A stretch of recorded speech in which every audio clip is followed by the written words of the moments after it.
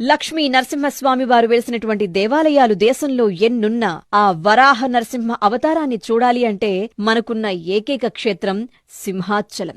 సాక్షాత్తు శ్రీ మహావిష్ణువు వరాహలక్ష్మీ నృసింహస్వామిగా పూజలందుకుంటున్న చోటు సింహాచలం. దాని వెనుకున్న కథ, ప్రహ్లాదుని సంహరిద్దామని చెప్పి విశ్వ ప్రయత్నాలు చేస్తున్నటువంటి హిరణ్యకశిపుడు ప్రహ్లాదుని తీసుకుని వెళ్లి సముద్రంలోకి తోసేసి బయటకు రాకుండా ఒక కొండను అడ్డు పెట్టారట. అప్పుడు హరిని కొలిచినటువంటి ప్రహ్లాదుని ప్రార్థనలకు సాక్షాత్తు శ్రీ మహావిష్ణువు ఆగమేఘాల మీద గరుత్మంతుని ఎక్కి అక్కడికి చేరుకుని ఆ కొండను తీసేసి తన భక్తుని రక్షించుకున్నారు. అనంతరం ప్రహ్లాదుడు చేసినటువంటి తపస్సుకు మెచ్చుకున్న స్వామివారు ఏం కావాలో వరం కోరుకోమని అడగగా, స్వామి, మా చిన్నాన్నగారిని సంహరించడానికి మీరొక అవతారం ఎత్తారు, మా నాన్నగారిని సంహరించడానికి మరొక అవతారం ఎత్తారు, నాకిప్పుడు ఆ 2 అవతారాలలో మిమ్మల్ని చూడాలనిపిస్తుంది అని చెప్పి ప్రహ్లాదుడు వేడుకున్నాడట.